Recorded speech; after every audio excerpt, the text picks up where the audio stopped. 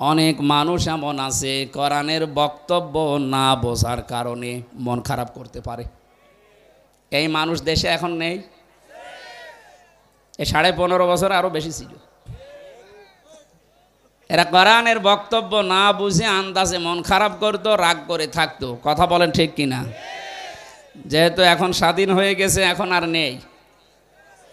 হ্যাঁ, এখনো আছে। জালেম বিদায় নিয়েছে, কিন্তু মুনাফিক এখনো জাতির ভেতরে আছে।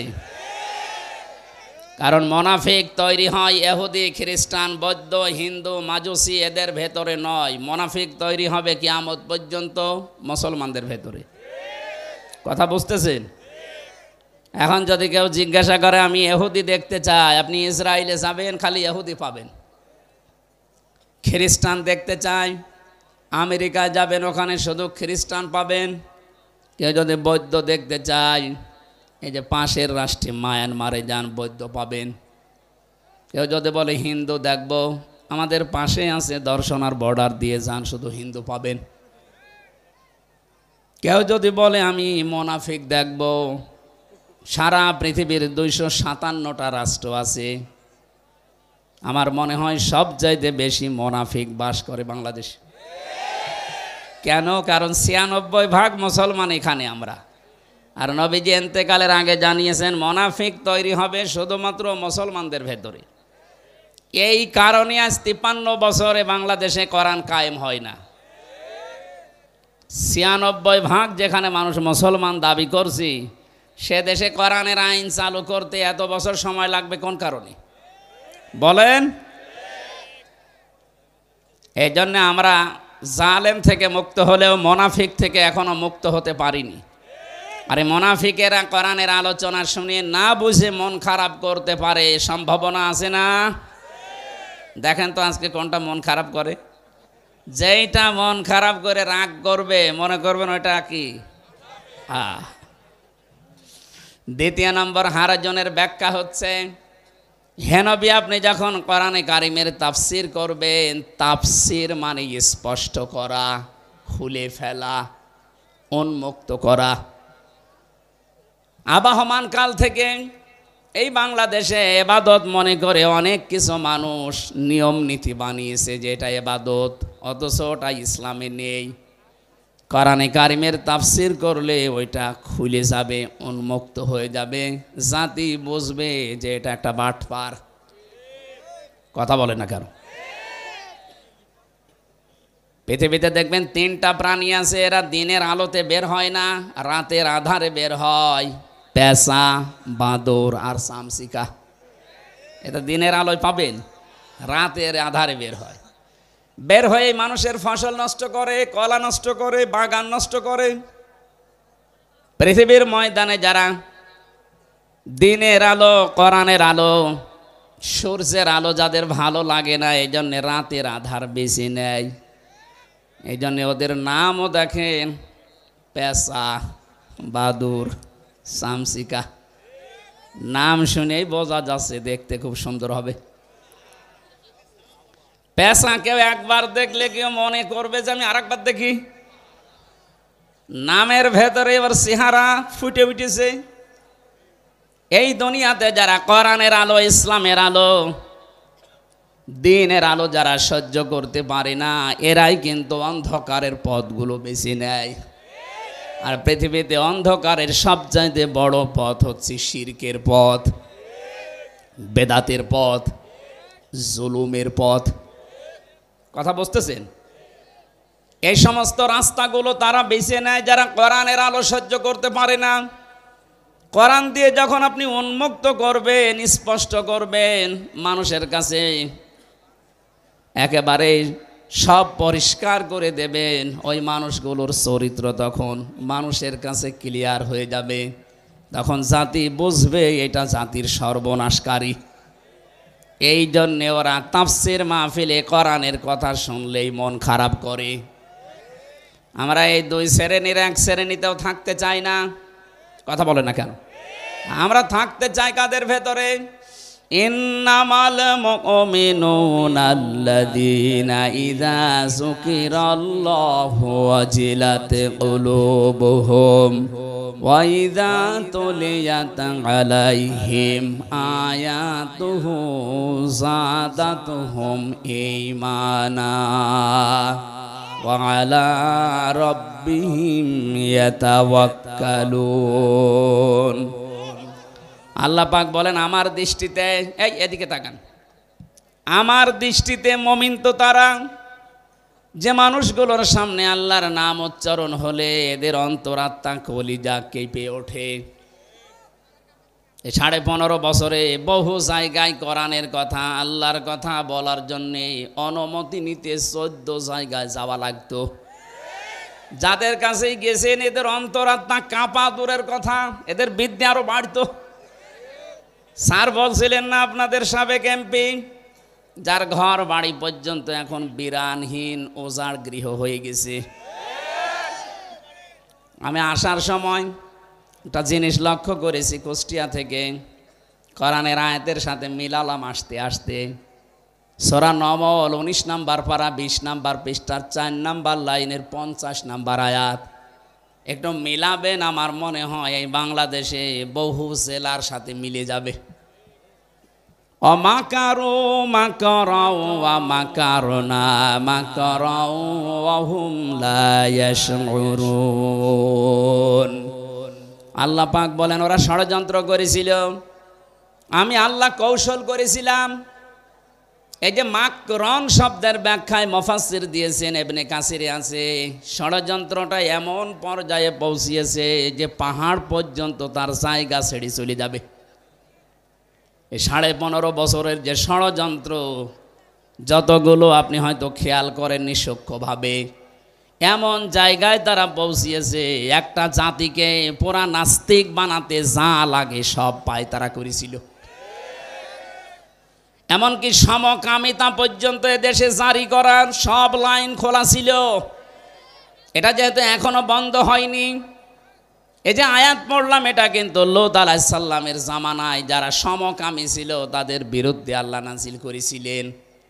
আজ যারা বাংলাদেশে মানবাধিকারের অফিস খোলার নামে সমকামিতার অফিস ঢাকাতে খুলতে চাচ্ছেন, এদেশে একটা মুসলমানও যদি জীবিত থাকে এ স্বপ্ন সাধ পূরণ হবে না। সে যে যাই করেন, যত বড় ক্ষমতার অধিকারী হন, আমাদের কাছে সব সমান। কথা বলে না কেন? যদি ঈমান থাকে আমাদের। শব্দটা খেয়াল করেছেন, পরের শব্দে আল্লাহ মাকার না দিয়েছেন, জামা মুতাকাল্লিম। আল্লাহ বলেন ওরা ষড়যন্ত্র করেছিল আর আমি আল্লাহ নিজে কৌশল অবলম্বন করলাম।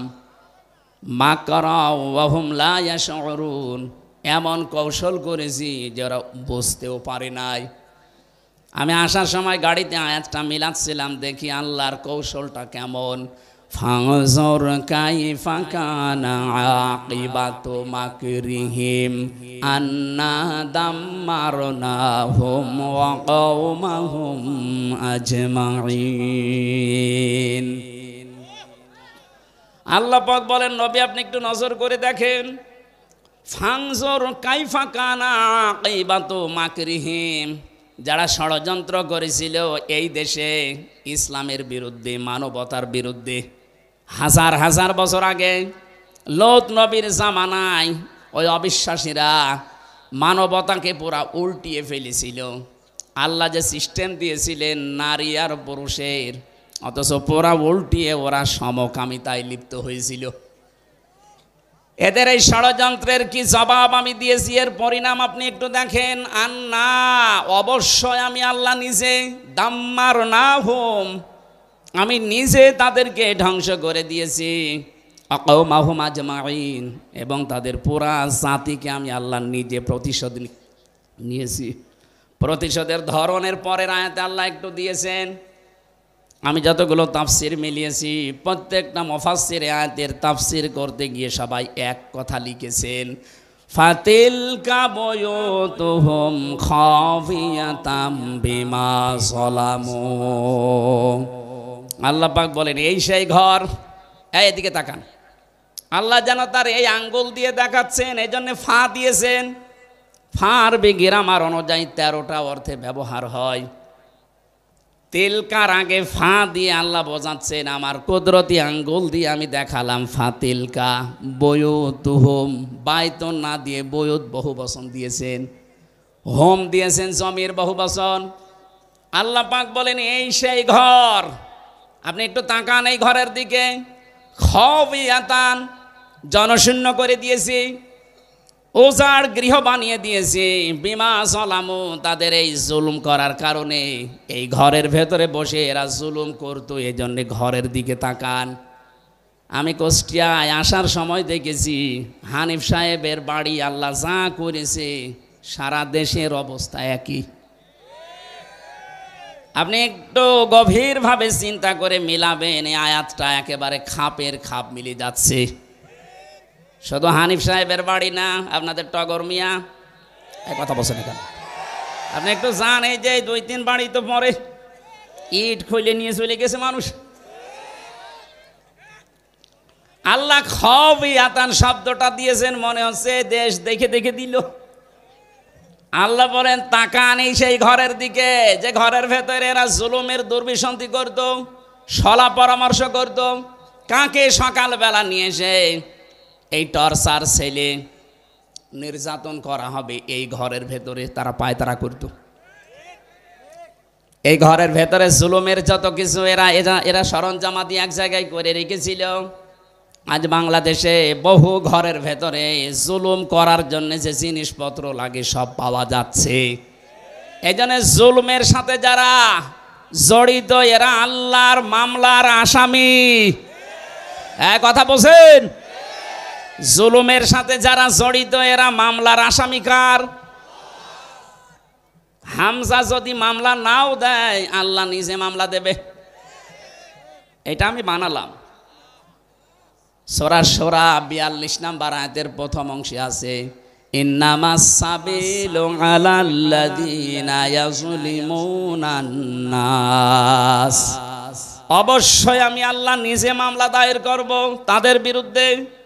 এখানে ইয়াজলিমুন আল মুসলিমুনা নেই, ইয়াজলিমুনা মোজারে, বর্তমান, ভবিষ্যৎ, প্রেজেন্ট, ফিউচার। নাস না দিয়ে আল্লাহ মুসলিমুনা না দিয়ে নাস দিয়েছেন কেন? পৃথিবীর যে কোনো ধর্মের অনুসারী হতে পারে, কিন্তু সে মানুষ। কথা বলে না কেন? মানুষ হয়ে যারা মানুষের উপরে জুলুম করছে, করবে, এ মানুষগুলো আমির হামজার টার্গেট না, এরা আল্লাহর টার্গেট। আল্লাহ জানে খাওয়াতান বিমা জালামু দিয়েছেন। তাদের ঘর বাড়ি পর্যন্ত সেখানে জুলুম করা হয়েছিল, এমন অবস্থা বানিয়েছি আজকেও সেখানে বাস করে না।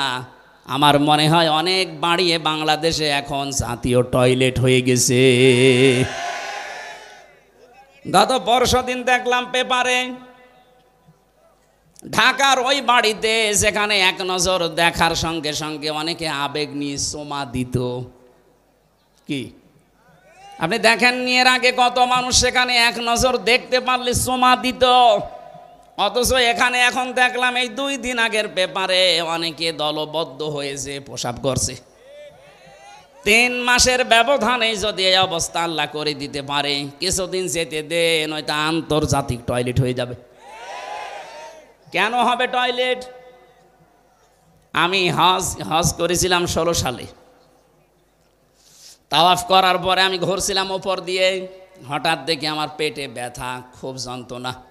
এক পুলিশকে ডাক দিয়ে বললাম, হে ভাই, আমার পেটে তো ব্যথা করছে।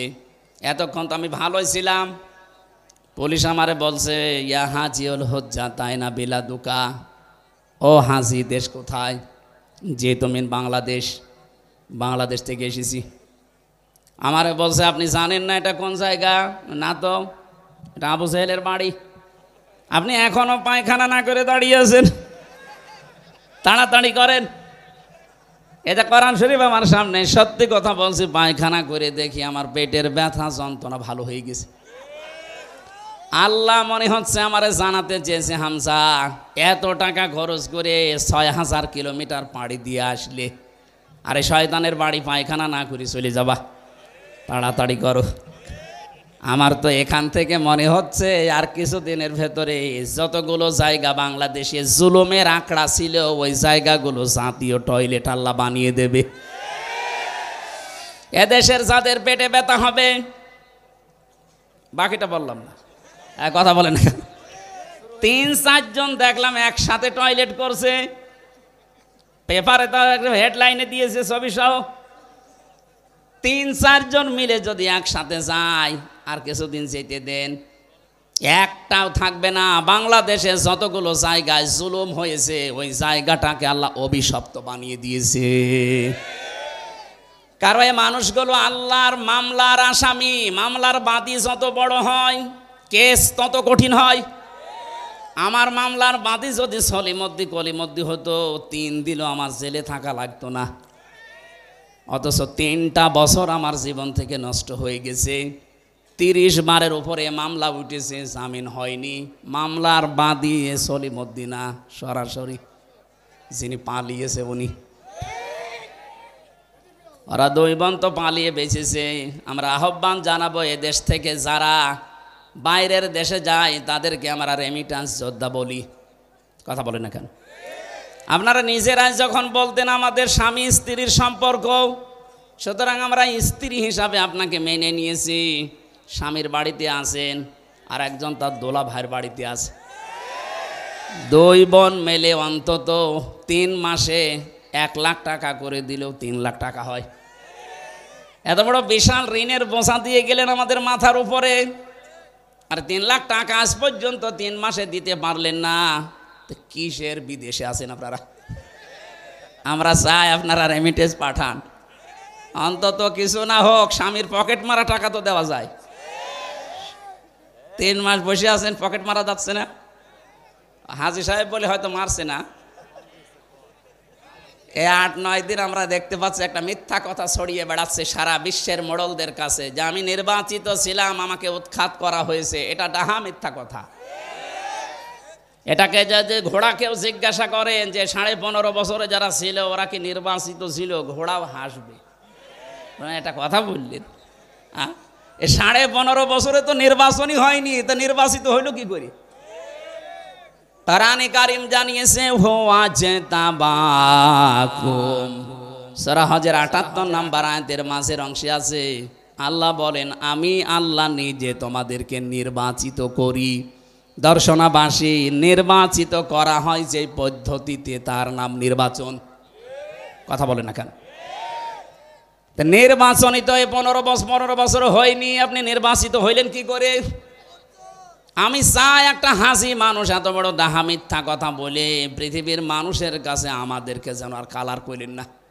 কারণ আমি নিজে হাসি তো আমার গায়েও লাগে। কথা বলেন না কেন? আপনার ওই কর্মকাণ্ড দেখে আমাকেও মানুষ বলবে পাঁজি। আমি আপনার জন্য গালি খেতে চাই না। অন্তত যাই বলেছেন থামেন। আপনার এই আজে বাজে মিথ্যা কথার কারণে আজ হাজারো মানুষ মিথ্যা আশ্বাস পেয়ে এ দেশের ভেতরে মাঝে মাঝে বিশৃঙ্খলা করতেছে। এই জন্য জুলুম যারা করে, জুলুমের সরঞ্জামাদি যারা তৈরি করে রাখে, এরা সরাসরি টার্গেট কার? কিয়ামতে যিনি নিজে বিচারপতি, নিজে বিচার করবেন, তিনি মামলার বাদী। দেশের প্রধান আমার মামলার বাদী ছিল, এই জন্য আমার জামিন হয়নি। আপনি হিসাব করে দেখেন, এদেশে 1628টা চেয়ার ছিল, এই চেয়ার না। যারা 2 জন পালিয়েছে ওনাদের 2 জনেরও 2টা চেয়ার ছিল।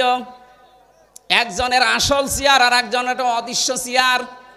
বাকি এখনো 1627টা চেয়ার মিলে যারাই ছিল, আমি যতটুকু লেখাপড়া করে বাস্তবতা মিলিয়েছি, প্রত্যেকটা চেয়ারে যারা সব জালেম, হয় জালেম নয় জালেমের সহযোগী। এক কথা বলে না কেন? তিরমিজি শরীফের হাদিস, নবীজি বলেন কেউ যদি জেনে শুনে কোনো জালেমকে সাপোর্ট করে, সহযোগিতা করে, তার পেছনে থাকে, অথচ লোকটা জানে যে ওই লোকটা জালেম, তাহলে সে আমি নবীর উম্মত থেকে বের হয়ে যায়। 15.5 বছরে যারা জুলুম করেছেন, জুলুমের সহযোগী ছিলেন, সাপোর্ট দিয়েছেন, ভালোবেসেছেন, সে যেভাবেই হোক তার পেছনে ছিলেন, আপনি কিন্তু আর নবীর উম্মতের ভেতরে নেই, আপনি বের হয়ে গেছেন। আমরা চাচ্ছি এই মিথ্যা প্রলোভন দিয়ে উস্কানি দিয়ে এ দেশে যেন আর কোনো বিশৃঙ্খলা তৈরি না হয়। কথা বলেন না কেন? আমি খবিয়াতান পড়েছি বারবার কেন? এই ভালো করে বুঝবেন। আল্লাহ বলেন ফাতিলকা বুয়ুতুহুম খবিয়াতাম বিমা যালামু ইন্না ফি যালিকা লা আয়াতাল লিকাউমি ইয়ালামুন। এখানে লামে তাকিদ আছে, যারা জ্ঞানবান তাদের জন্য এখানে একটা শিক্ষা আল্লাহ দিতে চান। কি সেই শিক্ষা? আমি কিন্তু প্রশ্ন করবো এখানে এবার আলেমদেরকে। না ঠিক আছে স্যার, খবিয়াতান শব্দটার ব্যাখ্যা বারবার এই শব্দ উচ্চারণ করছি এই কারণে, পৃথিবীতে আল্লাহ বোঝাতে চেয়েছেন এই যে লা আয়াতাল লিল্লামে তাকিদ লিকাউমি ইয়ালামুন, যারা জ্ঞান রাখে তাদের জন্য এখানে নিদর্শন আছে, শিক্ষা আছে। কি সেটা?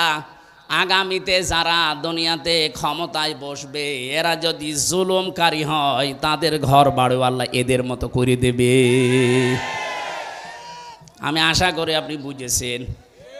এরপরও যদি না বোঝার ভান করে থাকেন এদিকে আসেন, ঠিক আছে।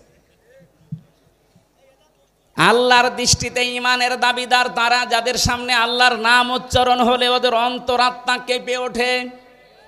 অজিলাত কুলুবুহুম, তাদের কলবে কাঁপ ধরে। ওয়াইদা তুলিয়াত আলাইহিম আয়াতুহু যাদাতহুম ঈমানা, তাদের সামনে কোরআনে কারিম তেলাওয়াত করলে ব্যাখ্যা বিশ্লেষণ তখন করবেন, হেনবি দেখবেন তাদের ঈমান যা আছে ওটা আরো বেড়ে গেছে। আয়াতের ব্যাখ্যা সূরা মায়েদার ৭৩ নম্বর আয়াতে ৮৩ নম্বর আয়াতে আল্লাহ ব্যাখ্যা দিয়েছেন ওয়াইদা সামিউ মা উনসিলা ইলার রাসূলি তারা আয়ুনাহুম তাফিদু মিনাদ দামি মিম্মা আরাফু মিনাল হক ইলা আখির আয়াত। হে নবী, আপনি যখন কোরআনে কারীম তাদেরকে তেলাওয়াত করে শোনাবেন, যে মানুষগুলো আপনার সামনে বসে আছে এরা যদি আপনার এই কোরআন বুঝতে পারে, উপলব্ধি করতে পারে আল্লাহর ভাষা, আপনি দেখবেন মনের অজান্তে অনেকের চোখ দিয়ে পানি পড়ছে। কোরআনের কথা শুনে সবার চোখে পানি আসবে না, এটা বোঝার মতো অনুধাবন করার মতো যোগ্যতা থাকা লাগবে আপনার। আপনি দেখবেন যারা স্থিরভাবে কোরআনে কারিমের কথাগুলো উপলব্ধি করার নিয়তে শুনছে, আপনি তাদের চোখের দিকে তাকিয়ে দেখবেন মনের অশান্তে কখন তারা কেঁদে ফেলেছে তারাও জানে না। এজন্য ঈমান যাদের আছে মাস্ট বি কোরআনের আলোচনায় তাদের ঈমান বাড়বে। এ কথা কার? এখন যদি বলেন আমার ঈমান তো বাড়ে না, আপনার ঈমান থাকলে তো বাড়বে। প্রশ্ন আসতে পারে আমার ঈমান আছে কি না, আমি কি করে টের পাবো? সাহাবী প্রশ্ন করলেন, হে নবী, আমার যে ঈমান আছে কিভাবে আমি টের পাবো? বিশ্বনবী বলেন ইদা সাররাতকা হাসানাতুকা ওয়া সাতকা সাজ্জিয়াতুকা ফাংতা মুকমিন, যখন তোমার ভালো কাজগুলো তোমাকে আনন্দ দেবে, অন্যায় কাজগুলো করলেই ভেতর থেকে একটা বাধা আসবে, তোমার কষ্ট লাগবে, ফাংতা মুকমিন, তখন বুঝবে তোমার ঈমান আছে। দর্শনবাসী ভালো কাজ সবার কাছে 15.5 বছরে ভালো লাগে নাই। কথা বলেন না কেন? আমি জেলে যাওয়ার আগে 19 সালে এখানে আসার জন্যে ওনারা সব আয়োজন কমপ্লিট করেছিল। যেদিন আসবেন তার একদিন আগে আপনি মানা করে দিলেন। এ কাজটা কি খারাপ কাজ ছিল না ভালো কাজ ছিল? কাজটা তো ভালো কাজ ছিল, কোরআনের প্রচার করা। আপনি কোন নিয়তে এটা বন্ধ করে দিলেন? স্যার বলছিলেন যে আমির হামজা বাদ দিয়ে অন্য হুজুর নিয়ে আসলে হয়তো। কি অন্য হুজুর এসে আপনার বাবার কথা বলবে? এই জন্য ভালো কাজ যে মানুষগুলোর ভালো লাগে নাই, এটা যে বন্ধ করা অন্যায় ছিল, আপনার কাছে অন্যায় মনেও হয়নি। কথা বলেন না কেন?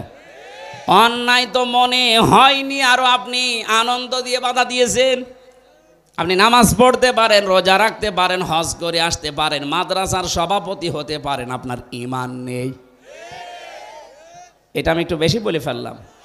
না না, কিসের বেশি, কম হয়ে গেছে। আপনার ঈমান নেই আসলে। মুসলিম, ও লোকটা যদি নামাজও পড়ে রোজা রাখে বলে আমি মুসলমান, এরপরে ও লোকটার ঈমান নেই। বলেন নাউজুবিল্লাহ। নবীজি কোরআন আবু জেহেলের সামনে পড়েছিলেন, আবু বকরের সামনেও পড়েছিলেন। হযরতে আবু বকর কোরআন শুনে তার ঈমান বেড়ে গেছে, আর একই কোরআন আবু জেহেল শোনার পরে তার শয়তানি বেড়ে গেছে। এখানে আবু বকরের মতো মন নিয়ে বসলে আপনার ঈমান বাড়বেই, কথা বলে না কেন? আর যদি আবু জেহেলের মতো মন নিয়ে বসেন, আমির হামজা না বাইজিদ না, ওদের বাবারা বললেও আপনার ঈমান বাড়বে না, আপনার শয়তানি বাড়বে। এখন দেখেন কার শয়তানি বাড়ে। ওয়ালা রব্বিহিম ইয়াতাওয়াক্কালুন। বাড়ি যাওয়ার আগে ওই মানুষগুলো সিদ্ধান্ত নিয়ে যাবেন, আয় আল্লাহ তাআলা, দুনিয়ায় যতদিন আছি তোমার উপরে ছাড়া আর কারো উপরে ভরসা করব না। জোরে বলেন আল্লাহু আকবার। আমরা এই শ্রোতা হতে চাই, আল্লাহ আমাদেরকে এই মানে যেন উত্তীর্ণ করেন, বলেন আমিন। দরুদ আর সালাম পড়ছি, খুব খেয়াল করে শুনবেন, আমি গতানুগতিক কথা বলি না। সালাম পড়ছি এক নবীর উপরে।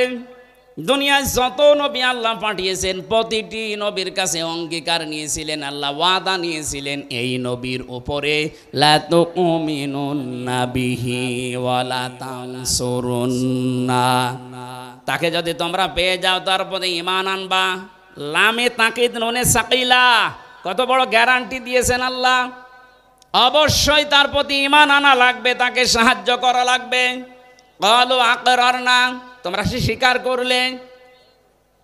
যত মানুষ, ওই যত নবী আল্লাহ নিয়েছেন দুনিয়ায়, প্রত্যেকের কাছে স্বীকৃতি ওয়াইযা আখাযাল্লাহু মিসাকান নাবিয়্যিন, বহু বচন দিয়েছেন।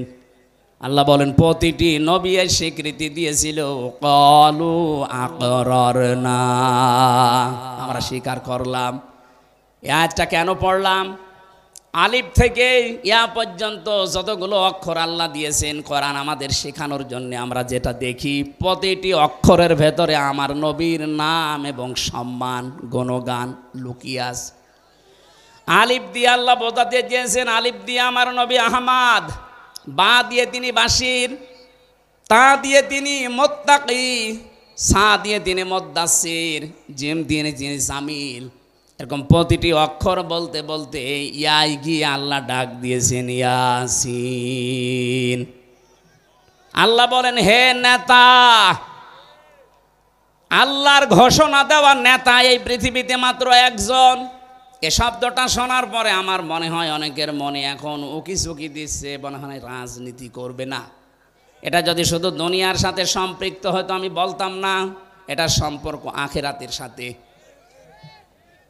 এবার ভালো করে খেয়াল করবেন, তাবারির ভেতরে আছে এটা, তাফসিরে কাবিরের ভেতরে আছে। ফখরুদ্দিন রাজি রহমতুল্লাহ আলাইহে এই ইয়াসিন শব্দের 5টা অর্থ তিনি দিয়েছেন। সিন মানে সাজ্জিদুল আলামিন, সিন মানে সাজ্জিদুল বাশার, সিন মানে সাজ্জিদুল কাউনাইন, সিন মানে সাজ্জিদুল আম্বিয়া, সিন মানে সাজ্জিদুল মুরসালিন। এক একটা শব্দের ভেতরে তাফসিরে কাবিরে লক্ষ লক্ষ কথা মুফাসসির লিখেছেন। এই 5টা শব্দের অর্থও যদি করা হয় 5 ঘন্টা লাগবে। এজন্য আমি সামারাইজ করে বলছি, আল্লাহর ঘোষণা দেওয়া নেতা দুনিয়ায় কয়জন? আরো জোরে বলেন। বারবার নেতা শব্দটা উচ্চারণ করছি কেন? এটা যদি দুনিয়ার সাথে শুধু শেষ হয়ে যেত, কসম আল্লাহর এই আয়াত পড়তাম না। এটা সম্পর্ক পুরাপুরি আখিরাতের সাথে। কারণ মরণের পরে যে বিচার ব্যবস্থা আরম্ভ হবে, আল্লাহ পাকের বিচার ব্যবস্থা 3 ধাপে থাকবে। কয় ধাপে?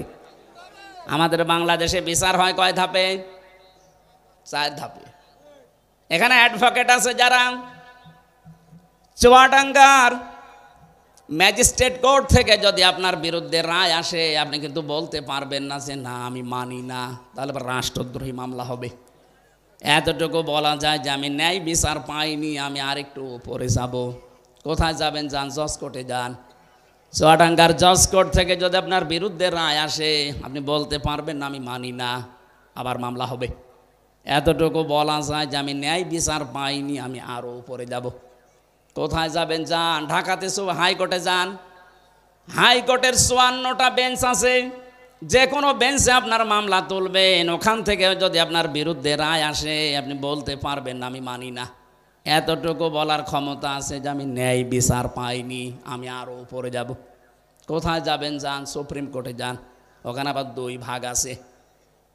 এই যে 4টা বাংলাদেশের বিবার ব্যবস্থায় ধাপ আছে কয়টা? আল্লাহ বলেন কিয়ামতের দিন আমিও বিচার ব্যবস্থা সাজাবো, ধাপ দিয়েছি 3টা। প্রথম ধাপেই মানুষকে আপনার সামনে দাঁড় করাবো স্রেফ একা একা। এখান থেকে শিক্ষা পাবেন একটা, সূরা মরিয়মের 95 নম্বর আয়াতে আছে ওয়া কুল্লুহুম আতিহি ইয়াউমাল কিয়ামাতি ফারদা। আল্লাহ বলেন কিয়ামতে প্রতিটি মানুষকে আমার সামনে দাঁড় করাবো বিচারের জন্য প্রথম ধাপে একা একা। কয়জন করি বলেন বলেন? কি বুঝলেন এখান থেকে? এই বাংলাদেশ, ভারত আর পাকিস্তান, এই 3টা দেশে এই ঝামেলাটা আছে। বহু মানুষ আজ পীরের নামে, দরবেশের নামে ধোঁকা দিয়ে অনেককে বোকা বানিয়ে এই শিক্ষা দিচ্ছে, তোর কোনো চিন্তা নেই, কিয়ামতের দিন আমি আছি, তোকে বাঁচিয়ে দেব। এমনকি অনেকে এই বিশ্বাস নিয়ে কথা বলেও ফেলে, কিয়ামতে আমার দাদা যান, আমার বাবা যান, লক্ষ লক্ষ মরিদ নিয়ে হাজির হবে। এটা দেখা মিথ্যা কথা, কোরআনের আয়াতের সাথে মেলে না। কোথায় পেয়েছেন এ ভণ্ডামি? কিয়ামতে আল্লাহ আপনাকে ডাকবে বিচারের জন্য কয়জন করে? আলেম কত বসে আছে দেখেন তো। কুল্লুহুম আতিহি ইয়াউমাল কিয়ামাতি ফারদা, একা একা ডাকবে। এটা শুনেই শেষ করে দিয়েছেন না? এখান থেকে শিক্ষা নেওয়া দরকার। কিয়ামতের কঠিন ময়দানে আল্লাহ কিন্তু আপনাকে একা ডাকবেন।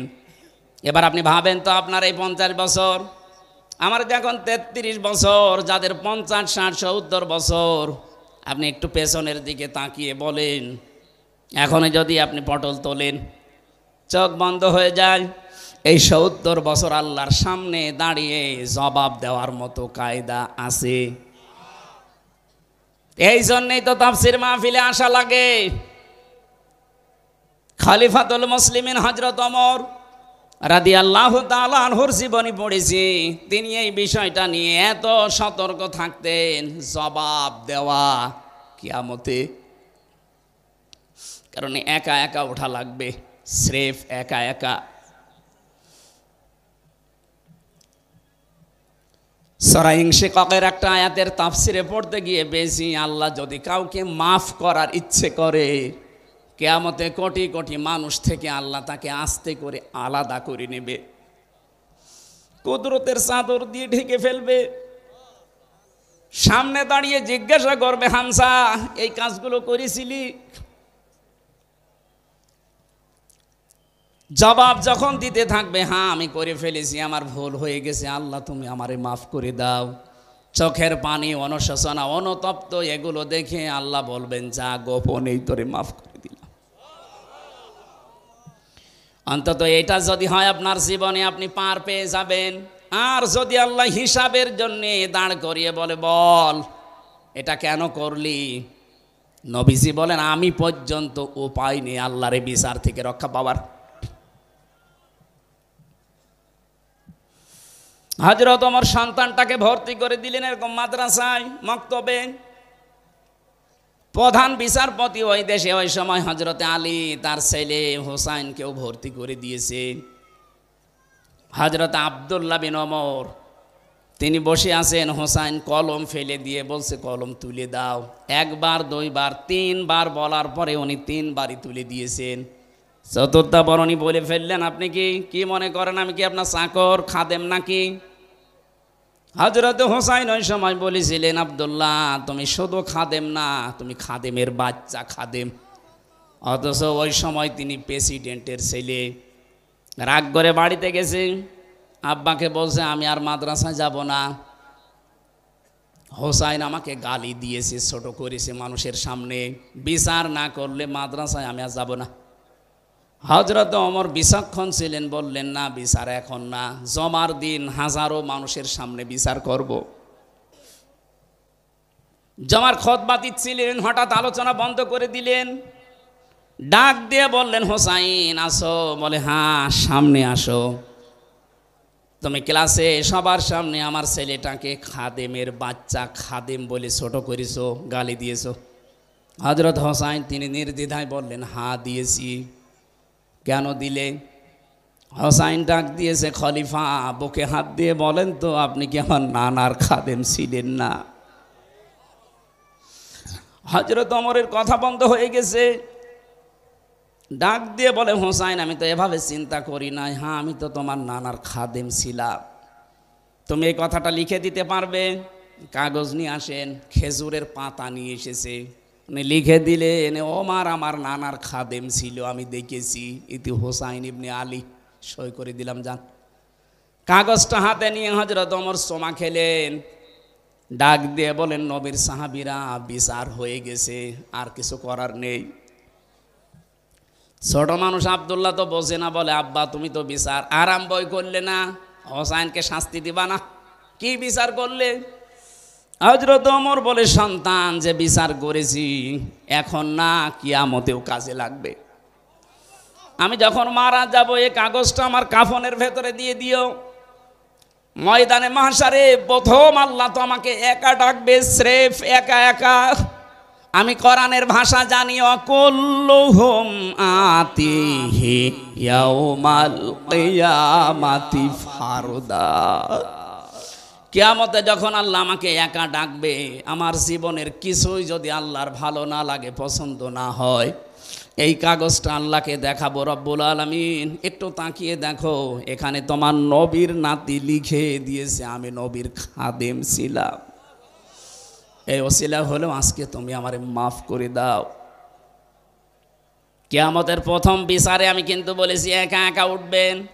কোনো বাবা, কোনো সন্তান, কোনো মা, কোনো হেতাকাঙ্ক্ষী, অফাসিলাতি হিল্লাতি তৌবি, তোমার জ্ঞাতি গোষ্ঠী দলের লোক কেউ থাকবে না, একা উঠতে হবে। সুতরাং আমাদের জীবন এখন থেকেই পরিবর্তন করা দরকার। আমি যেন একা উঠে আল্লাহর সামনে আমার এই জীবনটার হিসাব দিতে পারি। কিয়ামতে এবার দ্বিতীয় বেচার ব্যবস্থায় আল্লাহর একা ডাকবেন না। ভালো করে শুনবেন। আমি যে বলছিলাম কেন এই নেতা শব্দটা বলছি, ইয়াউমা নাদউ কুল্লা উনাসিম বিইমামিহিম।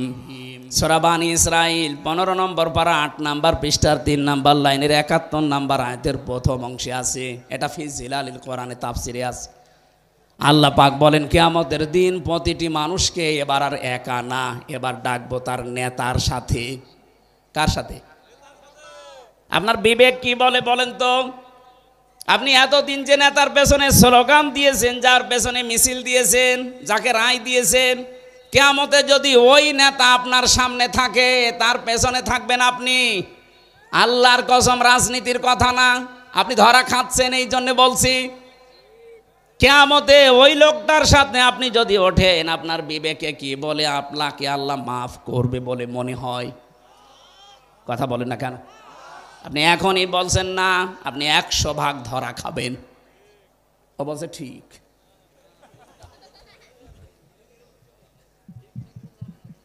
কথা বোঝার পরে বলেন তো, এই যে অবস্থায় আমরা আছি, বারবার আমি নেতা শব্দ নিয়ে এসেছি এই কারণে, কোরআনে কারিম জানিয়েছে 124 নম্বর আয়াত, এটা সূরা বাকারার প্রথম নাম্বার পারা 18 নম্বর পৃষ্ঠার 5 নাম্বার লাইনে আছে, ওয়াইযিবতালা ইব্রাহিমা রাব্বুহু বিকালিমাতিন ফাতাম্মাহুন্না ক্বালা ইন্নী জাইলুকা লিন্নাসি ইমামা।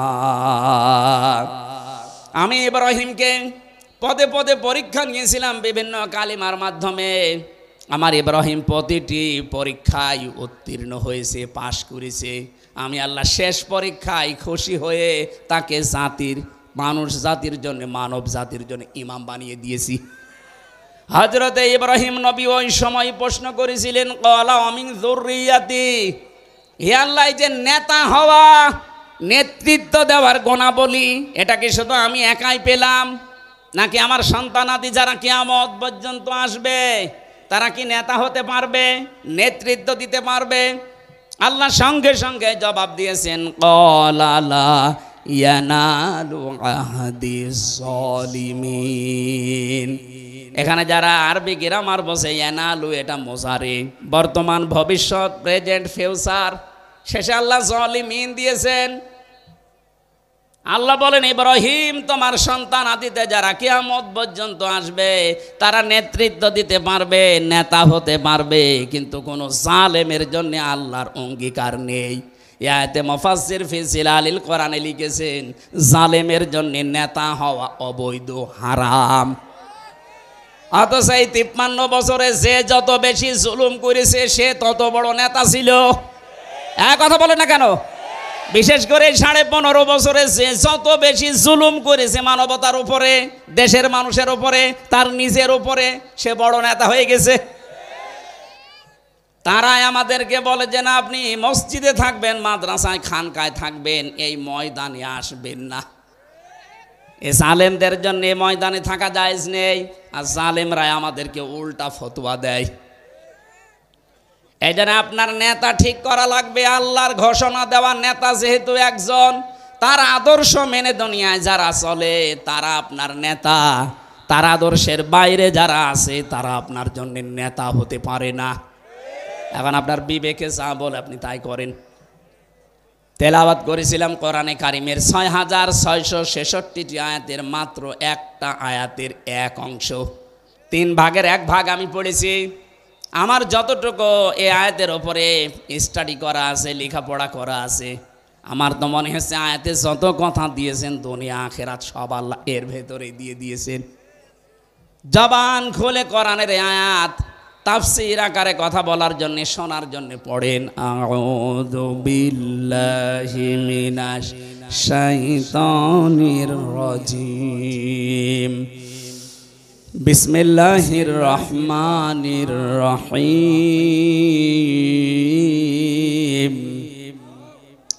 ইয়া আইয়ুহাল্লাযীনা আমানু দুখুলু ফিস-সিলমি কাফা। আল্লাহ পাক বলেন, ওহে যারা ঈমানের দাবিদার, তোমরা প্রবেশ করো পরিপূর্ণভাবে ইসলামে। কোথায় আল্লাহ প্রবেশ করতে বললেন? আরো জোরে বলেন। এখানে শব্দের আগে, সিনের আগে উপরে যদি কেউ সিনে জবর দিয়ে পড়ে তাহলে হয় সালমন। সালমন শব্দের শাব্দিক অর্থ শান্তি। যদি আপনি সিন দিয়ে পড়েন তাহলে বাংলা অর্থ আসবে, ইমানদারেরা তোমরা শান্তির ভেতরে প্রবেশ করো। সিনের নিচে জের দিয়ে পড়লে বাংলা অর্থ দাঁড়াবে সিলমন। সিলমন মানে ইসলাম। সিলমন মানে কি? তোমরা প্রবেশ করো ইসলামে। কেউ যদি আল্লাহকে প্রশ্ন করে, আল্লাহ আমি ইসলামে প্রবেশ করেছি, আল্লাহ বলেন না, 5টা বিষয় তোমার প্র্যাকটিক্যাল লাইফে দেখানো লাগবে। যদি 5টা বিষয় দেখাতে পারো যে হ্যাঁ, তাহলে তোমার ইসলামে পরিপূর্ণ প্রবেশ করা হয়েছে। এবার দর্শনাবাসী আমি সহ যারা এসেছি, এই একটু খেয়াল করবেন, এই 5টা বিষয় যদি আপনার জীবনে জন্ম থেকে শুরু করে মৃত্যু পর্যন্ত থাকে তাহলে বুঝবেন আপনি ইসলামে পরিপূর্ণ প্রবেশ করেছেন।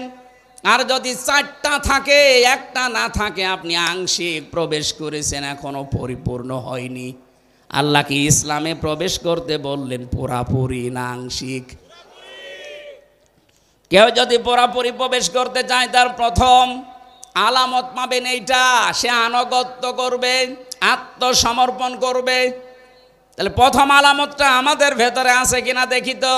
আমাদের যিনি জাতির পিতা যার নাম বললাম, তিনিও আনুগত্য করেছিলেন, আত্মসমর্পণ করেছিলেন।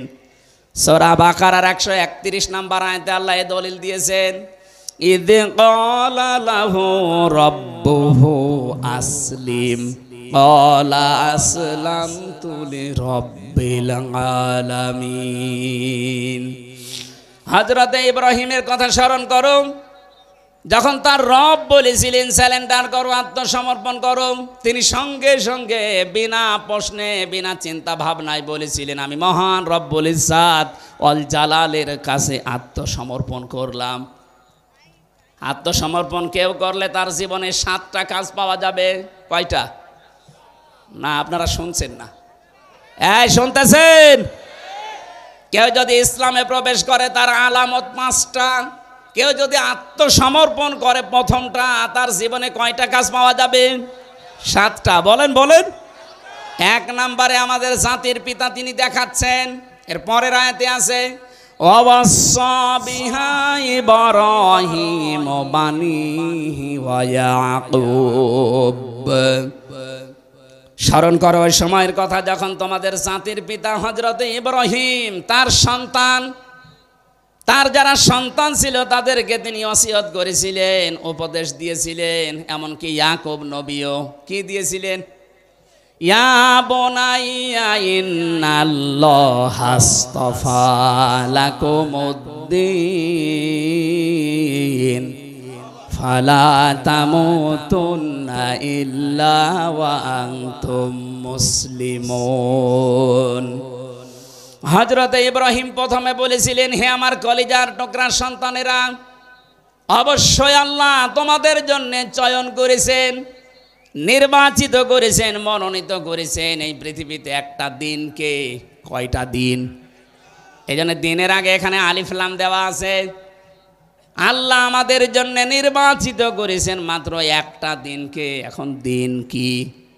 বাংলাদেশে অধিকাংশ মানুষ আমরা মনে করি দিন মানে ইসলাম, দিন মানে ধর্ম। দিন মানে কি? এই যে ধর্ম বলে যারা চালিয়ে দেন, ধর্মের ইংরেজি একটা শব্দ আছে রিলিজিয়ন, অথচ দিন শব্দের 19টা অর্থ আমি পেয়েছি আরবি অভিধানের ভেতরে যতগুলো আছে, একটাও দিন মানে ধর্ম লেখা পাইনি। দিন মানে একটা পেয়েছি 19টার, কনস্টিটিউশন, সংবিধান। এটা আমরা বাংলাদেশে অনেকে না বুঝলেও ফেরাউন কিন্তু হাজার হাজার বছর আগে ভালো করে বুঝেছিল দিন মানে সংবিধান। হযরতে মুসা আলাইহিস সালামকেও হত্যা করার জন্য জাতির লোকের কাছে বলেছে, ওয়াকালা ফিরআউনু দারুনি আকতুল মুসা ওয়ালিয়াদউ রাব্বা ইন্নাহুম ইয়াজহারু ইলা ইন্নী আখাফু আইয়ুবাদদিলা দীনাকুম ইলা আখির আয়াত। সূরা মুমিনের 26 নম্বর আয়াতে আল্লাহ জানিয়েছেন, ফেরাউন বলেছিল আমাকে ছেড়ে দাও, আমি মুসাকে হত্যা করব, সে তার রবকে ডাকুক। আমি আশঙ্কা করছি, আমি ভয় পাচ্ছি সে আমার দিনকে উল্টিয়ে দেবে। এখানে দিন মানে সংবিধান, রাষ্ট্রের নিয়ম নীতি। বাংলাদেশে আজ দিন মানে ধর্ম মনে করে অনেকে আনন্দে আত্মহারা হয়ে আছে, অথচ ফেরাউন বুঝেছিল দিন মানে সংবিধান। আমরা যদি এইটা আজ বুঝতে পারতাম দিন মানে সংবিধান। এখন সংবিধান সংস্কারের কাজ চলছে 96% মুসলমানের দেশে। অন্তত 20 জন যদি উপদেষ্টা লাগে সংবিধান সংস্কারের জন্য, যারা দায়িত্বে থাকবে তার 18 জন আলেম লাওয়া লাগতো। তারা কোরআনে কারিমের সূরা ফুরকানে 74টা ধারা আছে। সংবিধান বানাতে 74টা ধারায় যথেষ্ট। এই ধারাগুলো যদি ব্যক্তি, পরিবার, সমাজ আর রাষ্ট্রে কায়েম করে দেওয়া যায় সংবিধানের মাধ্যমে, এই বাংলাদেশও আবার মিনি জান্নাত হয়ে যাবে। দিন মানে সংবিধান, এটা আমরা অনেকে জানি না। দিন মানে ধর্ম মনে করে বসে আছি। যারা মনে করেন দিন মানে ধর্ম, অন্যান্য ধর্মের মতো 4500 ধর্ম এখন দুনিয়ায়। কত বলেন বলেন? দিন মানে যদি ধর্ম ধরেন, অন্যান্য ধর্মের কোন ধর্মের কথাগুলো তাদের প্র্যাকটিক্যাল লাইফে মানা হয় না, কিন্তু আমাদের দিনে, ধর্মে, আমাদের কনস্টিটিউশনে, সংবিধানে যে কথাগুলো আছে এগুলো যেখানেই পড়বেন, যেখানেই সেট করবেন, ওইটা আপনার বাস্তব জীবনে আগে মিলানো লাগবে। আপনি নামাজে দাঁড়িয়ে যদি বলেন ইন্নাদ-দীনা ইনদাল্লাহিল ইসলাম, ওইটা আপনার প্র্যাকটিক্যাল লাইফে থাকা লাগবে। যারা বলে আমাদের আল্লাহর নিকটে একমাত্র জীবন ব্যবস্থা ইসলাম, তারা ইসলামের বাইরে বিয়ে শাদীও করতে পারবে না। কথা বলে না কেন? এই যে বিয়ে শাদীতে যারা আজ অলিমা বাদ দিয়ে আর যারা বরযাত্রী খাওয়ার নিয়ম নীতি বানিয়েছেন, এটা ইসলাম না ইসলামের বাইরে? বলেন বলেন। অমাইয়াবতাগি গায়রাল ইসলামি দীনান ফালা ইউকবালা মিন। এই পৃথিবীতে ইসলামের নিয়ম নীতি বাদ দিয়ে অন্য কোন নিয়ম দিয়ে কেউ যদি আমি আল্লাহকে রাজি করতে চাই, ফালাই ইকবাল আমিন, ওর জীবনের কোনো ইবাদত বন্দিগি কবুল হচ্ছে না, হবে না। বলেন নাউজুবিল্লাহ। এই জীবনের ভেতরে বিয়ে শাদী আছে না নেই? আরো জোরে বলেন তো, আছে না নেই? বিয়েতে আজ যারা ওলিমার সিস্টেম বাদ দিয়ে বরযাত্রী আরম্ভ করেছি আমরা, আমাদের বিয়ে কি ইসলামের ভেতরে না বাইরে? আজকে থেকে এই নিয়ম পাল্টাতে হবে। বিয়ে শাদী যদি করতে চাই, ছেলের বাড়িতে অনুষ্ঠান হবে, মেয়ের বাড়িতে না। আমি জানি আপনি মানবেন না, আমি বারবার বলছি, কারণ আমার 3টা মেয়ে, ছেলে নেই। দাদা আমারে বাঁচা লাগবে না? আমি যা করেছিলাম, আমার শ্বশুর তো পেছনে আছি, যা করেছি ওটা বাদ, আমি যেন ধরা না খাই। আমাদের এই সিস্টেম ইসলামের ভেতরে নিয়ে আসা লাগবে, বিয়ে থেকে শুরু করে একেবারে আন্তর্জাতিক জীবন পর্যন্ত। ইসলামের বাইরে যেটা, ওটা আমরা মানি না। কথা বলেন ঠিক কিনা? এটা যদি শুধু বিয়ে শাদী হয়, এর বাইরে আর কিছু ইসলামে নেই। বলেন, এই যে অর্থনীতি আজ ধ্বংস হয়ে গেছে, এস আলম গ্রুপ ইসলামী ব্যাংক থেকে ৭৫,০০০ কোটি টাকা আত্মসাৎ করেছে। আমাদের যদি ইসলামী অর্থনীতি দিন মনে হয়, এটা জীবন ব্যবস্থার ভেতরে মনে হয়, আজকে থেকে সুদভিত্তিক অর্থনীতি যত ব্যাংকিং ব্যবস্থা আছে সব ছেড়ে দেওয়া দরকার। সে সোনালী হোক, রূপালী হোক, চৈতালি হোক, যাই হোক, ইমানের দাবি পূরণের জন্য ইসলামী ব্যাংকে কারবার করেন। প্রশ্ন আসতে পারে, এটাকে সুদমুক্ত? যতদিন জাকাত ভিত্তিক অর্থনীতি রাষ্ট্রীয়ভাবে কায়েম না হবে, ততদিন পর্যন্ত এ দেশে ফেরেশতাও যদি ব্যাংক খোলে, সেও সুদ খাবে। তারপর ওরা চেষ্টা চালিয়ে যাচ্ছে, ওদের যে ইসলামের যে অর্থনীতির নিয়ম নীতিগুলো আছে, বায়ে সালাম, বায়ে মুআজ্জাল, বায়ে ইস্তেসনা, মশারাকা, মোদারাবা, মোরাবাহা, এটা আবার প্রকার প্রকার ভাগ করা আছে। আপনি ইসলামী অর্থনীতিটা পড়ে ওদের সাথে মিলাবেন, মিলবে। হ্যাঁ, কিছু আন্তর্জাতিক এবং জাতীয় নিয়ম নীতি আছে, ওগুলো মানা লাগবে। এটা পূরণ করতে হলে রাষ্ট্রীয়ভাবে জাকাত লাগবে। জাকাত যতদিন না কায়েম হয়, ততদিন আপনি ইসলামী ব্যাংকে কারবার করেন, গোনা হলে ওদের হবে। এবার প্রশ্ন আসতে পারে, কেন? এই দিকে তাকান। বিশ্বনবী নিজে 13 বছর মক্কায় নির্যাতিত, অত্যাচারিত, জুলুমের শিকার হয়েছেন না হননি? আরো জোরে বলেন। বাকি 10 বছর মদিনায় তিনি প্রেসিডেন্ট ছিলেন, শোনেননি এটা? এই যে 13 বছর উনি কি নামাজ পড়েননি? কথা বলেন। মক্কায় যতদিনে 13 বছর নামাজ পড়লেন, মক্কায় নামাজ পড়াকালীন কাবা শরীফের দিকে নামাজ পড়েছিলেন। ওখানে 360টা মূর্তি ছিল। মূর্তি সামনে নিয়ে নামাজ হয়? বলেন। তাহলে নবীজির 13 বছরের নামাজ হয়নি? আপনি নিজেই তো ধরা খেয়ে যাচ্ছেন। প্রথমে বললেন না, হয় না, এখন আবার বলছেন হয়। এখানে জবাব লুকিয়ে আছে। যতদিন পর্যন্ত এদেশে ইসলামী রাষ্ট্র প্রতিষ্ঠিত না হবে, ততদিন পর্যন্ত যদি ইসলামী ব্যাংকে কারবার করেন, আপনার কারবারে গোনা হবে না, কারণ জাকাত রাষ্ট্রীয়ভাবে কায়েম নেই।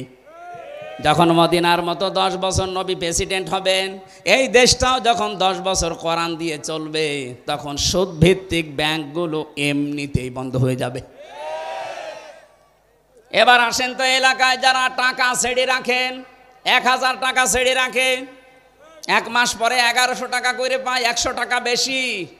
এটা লাভ বলে, ইন্টারেস্ট বলে খান, এটা সুদ। বলেন না কেন?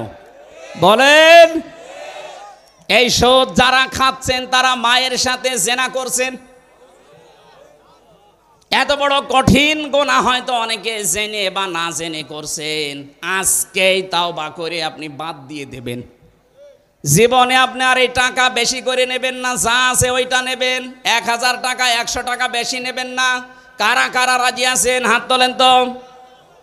দেখেন, এই এলাকায় যে সুদ চলছে তার প্রমাণ এটা। থাক, আমি আশা করছি আপনি ছেড়ে দেবেন। আমাদের জন্যে আল্লাহ রাব্বুল আলামিন মনোনীত যেটা করেছেন তার নাম দিন, আর এই দিন যেটা তার নাম ইসলাম। এই ইসলামের বাইরে যা করা হবে কখনো আল্লাহ কবুল, আরো জোরে বলেন, তাহলে প্রথম নাম্বার অর্থ আমরা বেশি আত্মসমর্পণ করা, আনুগত্য করা। আমি যে ইসলামে প্রবেশ করেছি তার প্রথম আলামত বলেন আনুগত্য, আত্মসমর্পণ। আপনি দেখবেন জীবনের প্রতিটি ক্ষেত্রে। 2 নম্বরে ইখলাস লাগবে।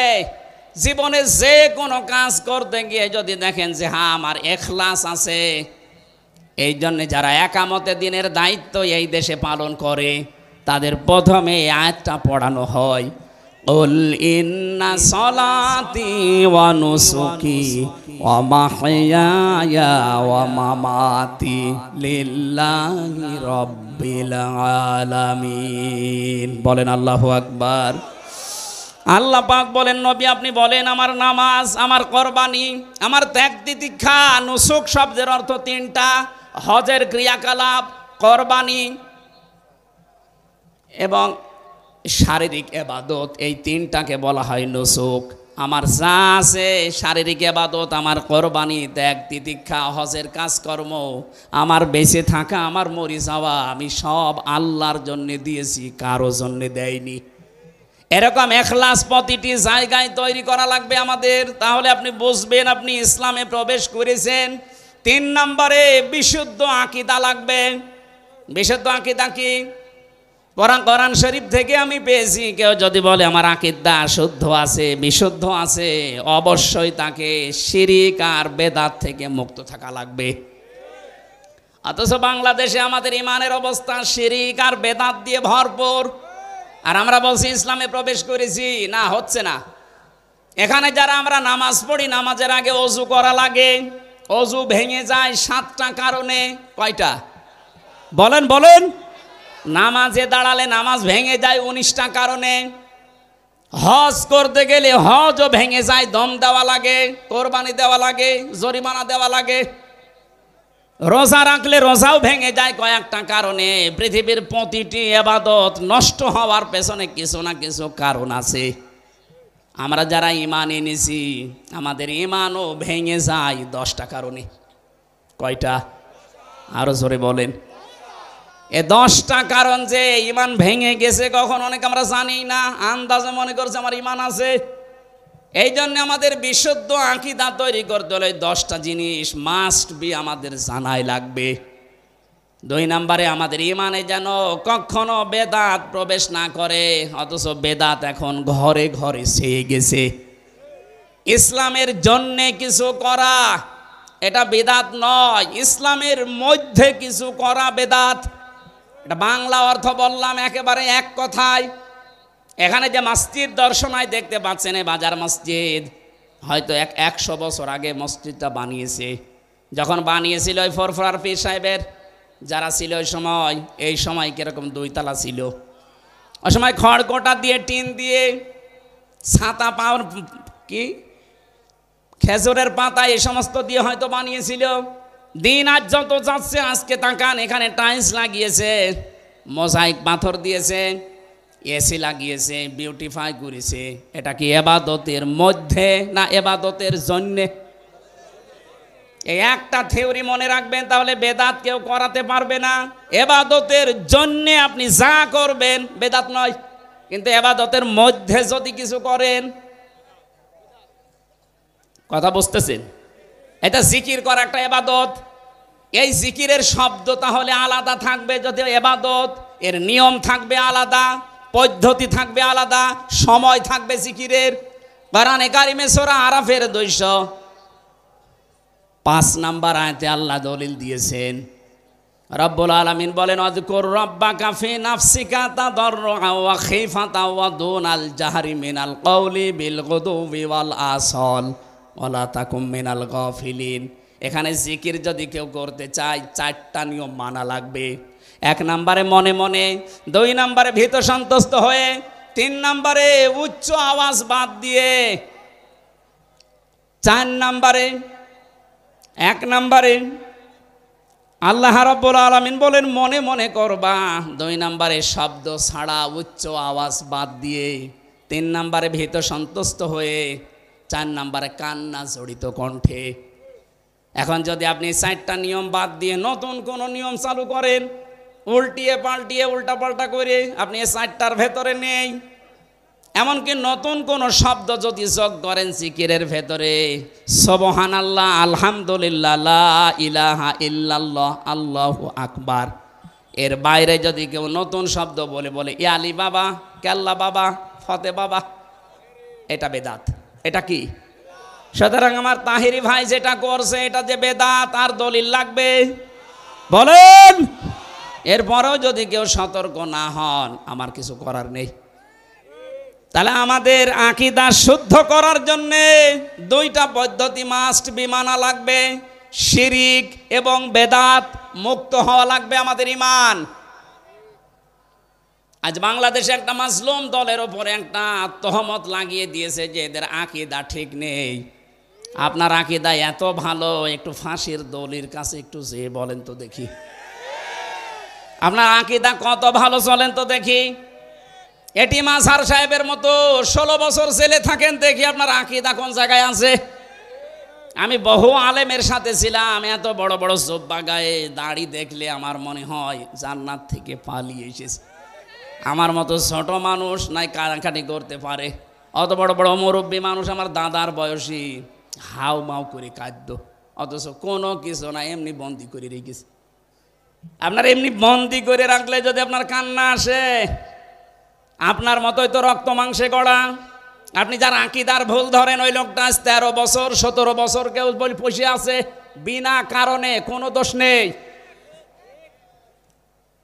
আন্দাজে যদি কেউ তার উপরে এই তহমতগুলো লাগিয়ে দেয় যে না এ দোষ সে করেছে, কোনো মানুষ যদি কোনো অন্যায় না করে ওই দোষ তার উপরে চাপিয়ে দিলে সে যেন প্রকাশ্য পাপের বোঝা বহন করে। এই জন্য আকীদা খারাপ, এই জিকির বাদ দেওয়া লাগবে। এই পৃথিবীতে আকীদা তো তাদের সবচাইতে পরিষ্কার যারা শিরিক এবং বেদাত থেকে মুক্ত। বাংলাদেশের সবচাইতে বড় শিরিক হচ্ছে আল্লাহর ক্ষমতার সাথে অন্য কাউকে যোগ করা। এই বাংলাদেশে একটাই দল আপনি তাকান যারা বলেছিল ক্ষমতার উৎস আল্লাহ, এই কারণে তাদের নিবন্ধন বাতিল করে দিয়েছে। কেন? রাজনৈতিক দল আর নেই। এত বড় বড় হুজুরদের দল আছে, কই তাদের ভেতরেতে এইটা পায়নি, তাদের তো নিবন্ধন বাতিল হয় না।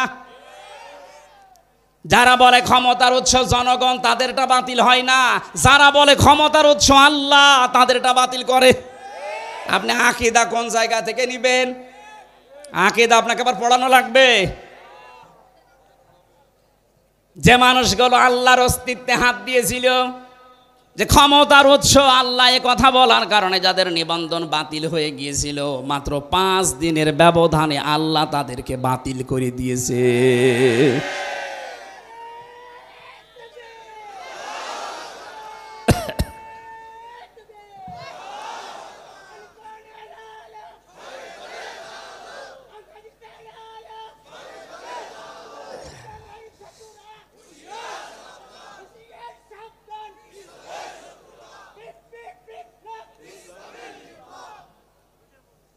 শেষ করে দেব, আমার কণ্ঠ পারছে না, শেষ করে দিই।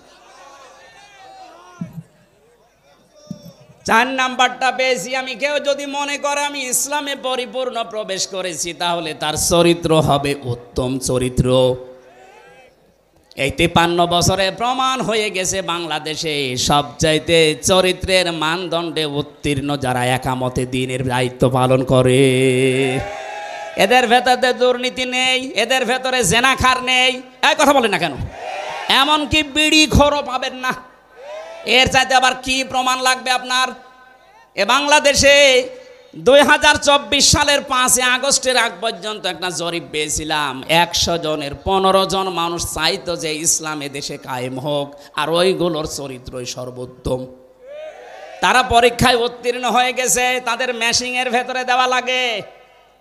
6 মাস একাধারে এমনভাবে ধাঁচে ধাঁচে তাদেরকে গড়ে তোলা হয়, এ মানুষগুলো একেবারে সর্বোচ্চ চূড়ায় পৌঁছিয়ে যায়। চরিত্র কাকে বলে, কত প্রকার কি কি মাওলানা নিজামী দেখিয়েছে। অনবীক্ষণ যন্ত্র নিয়ে 1 টাকা পর্যন্ত পাওয়া যায়নি। আমি গত পরশু দিনও ছিলাম নিজামী সাহেবের বাড়িতে।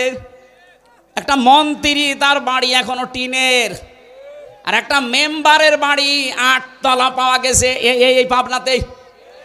একটা মেম্বার আর কোথায় একটা মন্ত্রী, মানে উত্তম চরিত্র খুঁজে পান না। অনেকে মনে করে বিশাল জুব্বা হামসার মতো গায়ে দিয়ে, পাগড়ি একটা মাথায় দিয়ে, হাতে তসবি নিয়ে শুধু আল্লাহ আল্লাহ করে, কোনো খেয়াল নেই, এইটা মনে হয় উত্তম চরিত্রের। অথচ এরকম বহু মানুষ আছে যাদের চরিত্র শয়তানের চাইতেও খারাপ। আমি আবার একটা গোপন কথা বলছি, নাকি রাগ করবেন? চরিত্র যদি আমি সহ যারা এসেছি, সে যে বয়সের লোক হোক, যদি সংশোধন করতে চান, পবিত্র করে রাখতে চান, দুইটা ঔষধ মানা লাগবে। সূরা নূর 18 নম্বর পারা 12 নম্বর পৃষ্ঠা 7 নম্বর লাইনের 30 নম্বর আয়াতে আল্লাহ বলেন, উল্লিল মুমিনিনা ইয়াগুদ্দু মিন আবসারিহিম ওয়া ইয়াহফাযু ফুরুজাহুম যালিকা আযকা লাহুম ইন্নাল্লাহা খাবীরুম বিমা ইয়াসনাউন। হে নবী, আপনি মুমিন পুরুষদেরকে বলেন তারা যেন তাদের চক্ষুকে নিম্নগামী করে, 2 নম্বরে তাদের লজ্জা স্থান হেফাজত করে। এই দুইটা যদি ওরা কন্ট্রোলে রাখতে পারে, এইটা তাদের চরিত্রকে পবিত্র পরিষ্কার করে রাখবে। দর্শনাবাসী, আপনাদের এখানে বহুদিন ছিলাম, এই জন্য আপনাদেরকে খুব ভালোবাসি বেশি। আমি সহ যারা এখানে আজকে এসেছি, নারী পুরুষ, আজকে থেকে আমাদের এই চোখ 14 জন নারী বাদ দিয়ে নিম্নগামী করে রাখা লাগবে।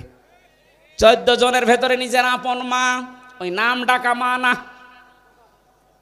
আপন খালা, আপন ফুফু, নিজের মেয়ে, বোনের মেয়ে, ভাইয়ের মেয়ে, এরকম 14 জন মহিলা আছে, তাদের বাদ দিয়ে বাকি দুনিয়ায় যত মহিলা আছে তাদের দেখলেই চোখ নিম্নগামী করা লাগবে। 2 নম্বরে লজ্জা স্থানের হেফাজত করা দরকার। এটা আজকে বহু চেষ্টা চালিয়েছিল আমাদের পাশের প্রতিবেশীরা, মোবাইল পর্যন্ত ওপেন করে দিয়ে আকাশ সংস্কৃতির নামে ওরা পিন আপ করা পত্রিকাগুলো আমাদের দেশে পাঠিয়ে চরিত্র যেন ধ্বংস হয়ে যায়, লজ্জাস্থান যেন হেফাজত না থাকে, এই চেষ্টা করত, কিন্তু সফল হতে পারেনি। এখনো পর্যন্ত যেহেতু পারেনি, আর সামনে পারবে না। আমরা যেহেতু একটু সচেতন হয়ে গেছি, এই মুহূর্তে যাদের মোবাইলে এমন কোনো দৃশ্য আছে যেটা দেখলে নিজে ভালো লাগে, অন্য কেউ দেখলে লজ্জা লাগে, এই মুহূর্তে ডিলিট করা লাগবে। কারা কারা এক্ষণে ডিলিট করে দেবেন হাত তোলেন তো। এই এলাকায় এসব নেই, আলহামদুলিল্লাহ। এই দুইটা যদি আমরা সত্যিই করতে পারি, উত্তম চরিত্রের একেবারে জায়গা মতো চলে যাওয়া যাবে। 5 নম্বরে লেনদেনে স্বচ্ছ থাকা। এইটা অনেকে মনে করে এ দুনিয়ার কাজ না, এটা আখেরাতের কাজ। আপনি ইসলামে পরিপূর্ণ প্রবেশ করেছেন কিনা তার প্রমাণ এই 5 নাম্বার, আপনি লেনদেনে স্বচ্ছ থাকবেন। আজ হাজারো মানুষ দেখি কোনো দোকানে যদি একবার বাকি করে, ও জীবনে আরও দোকানের সামনে যায় না। না, আপনার লেনদেন স্বচ্ছ থাকা লাগবে। কারো কাছ থেকে আপনি বাকি নিয়েছেন, ধার নিয়েছেন, নির্ধারিত সময়ে শোধ না দিয়ে খালি ঘোরান, আর টাকা চাইলে বলেন কয় টাকা পাও, কয় টাকা পাও মানে আপনি টাকা নিয়েছেন, টাকা শোধ দেবেন না কেন? আপনার নামাজ, রোজা, যাকাত, হজ সব মাঠে মারা যাবে। লেনদেন স্বচ্ছ থাকা, এটা ইসলামে প্রবেশ করার 5 নাম্বার আলামত। এটা আজ হাজারো মানুষের ভেতরে নেই। আমি 9টা বিষয় পেয়েছিলাম তাফসির থেকে, এখান থেকে 1 নাম্বারটা বলেছি। 2 নাম্বারে আমাদেরকে দ্বীনের সহযোগী হওয়া লাগবে। 3 নাম্বারে ভ্রাতৃত্ব মজবুত করা লাগবে। 4 নাম্বারে হিংসা বিদ্বেষ ঝগড়া বিবাদ থেকে দূরে থাকা লাগবে। 5 নাম্বারে দুনিয়ার ভোগ বিলাস কমিয়ে দেওয়া লাগবে। 6 নাম্বারে অধিকারের জন্য লড়াই অব্যাহত রাখা লাগবে। 7 নাম্বারে যোগ্য নেতৃত্ব খোঁজ করা লাগবে। এইটা দরকার এখন সবচাইতে বেশি। যোগ্য নেতৃত্ব খোঁজ করার দায়িত্ব আল্লাহ দিয়েছেন আমাদের। বানি ইসরাইলি আছে, যোগ্য নেতৃত্বের সর্বপ্রথম গুণাগুণ হবে কোনো মহিলা নেতা হতে পারবে না।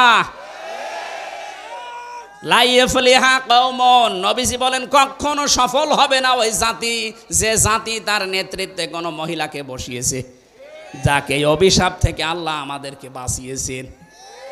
এখন যেন আর কেউ ঘুরিয়ে না আসে। 8 নম্বরে পেয়েছি শোরা ব্যবস্থা চালু করা লাগবে, পরামর্শের ভিত্তিতে কাজ করা। 9 নম্বরে শত্রুকে শত্রু মনে করা লাগবে। এটা আজ আমরা অনেকে মনে না করে আর কি, এই যে শত্রুকে শত্রু মনে না করার ফল হচ্ছে এই অ্যাডভোকেট সাইফুল ইসলাম আলিফকে হত্যা করা। আমরা যদি শত্রুকে শত্রু মনে করতে পারতাম, একটা মুসলমানকে এভাবে দিনে দুপুরে জবাই করার ক্ষমতা ওদের হতো না। আমি নিচে নামলাম না, কারণ আন্তর্জাতিক বিষয় এটা। আমরা এই 9টা বিষয়ের প্রথমটা বলেছি যে ইসলামে প্রবেশ করো। ইসলামে প্রবেশ করার আলামত 5টা। আল্লাহ আমাদেরকে এই 5টা বিষয় দুনিয়া থেকে মিটিয়ে আল্লাহকে দেখানোর তৌফিক দিন, আমিন। মা বোন যারা এসেছেন, তিরমিজি শরীফের হাদিস আপনার জন্য, ইদা নাজারা ইলাইহা সাররাতুহু, স্বামী যখন আপনার দিকে তাকাবে স্বামীকে আনন্দ দেবেন। ওইদা গাবা আনহা হাফিজাতুহু, যখন স্বামী বাইরে যাবে আপনি হেফাজতে থাকবেন ইজ্জত আবরু সম্ভ্রম নিয়ে। অতঈনু আলা দীনি যাওজাতিহা, যখন আপনার স্বামী বাইরে দিনের কাজ করবে, মানবতার কাজ করবে, তাকে উৎসাহ দেবেন, সাহায্য করবেন। স্বামী যেটা আদেশ করে যদি বৈধ হয় মেনে নেবেন। আল্লাহ আমাদেরকে এই 4টা কাজ মেয়েদের করার তৌফিক দিন, আমিন। বারাকাল্লাহু লানা ওয়া লাকুম ফিল কোরআনিল আযীম, আল্লাহুম্মা আমিন। এই মোনাজাতটা করে যান।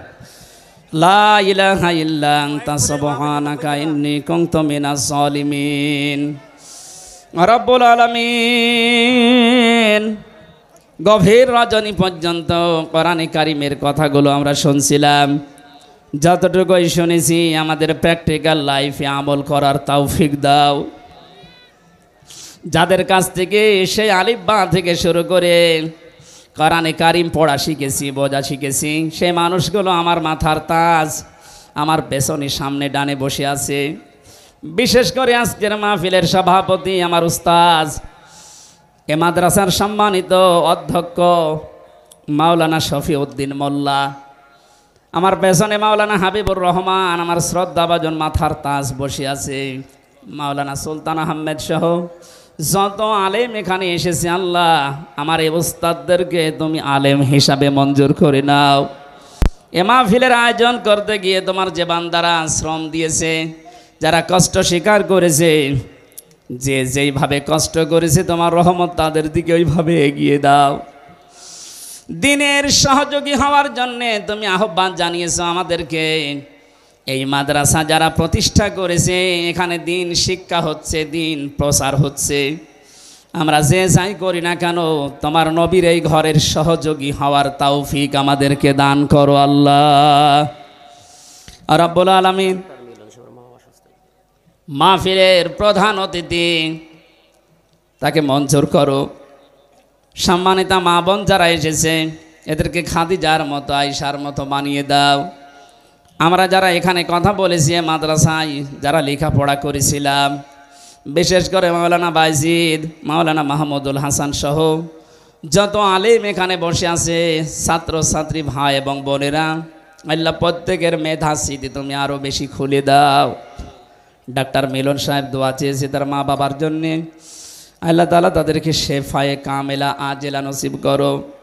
আমার পেছনে অনেক অসুস্থ মানুষ বসে আছে, আমি নিজে সহ যারা অসুস্থ।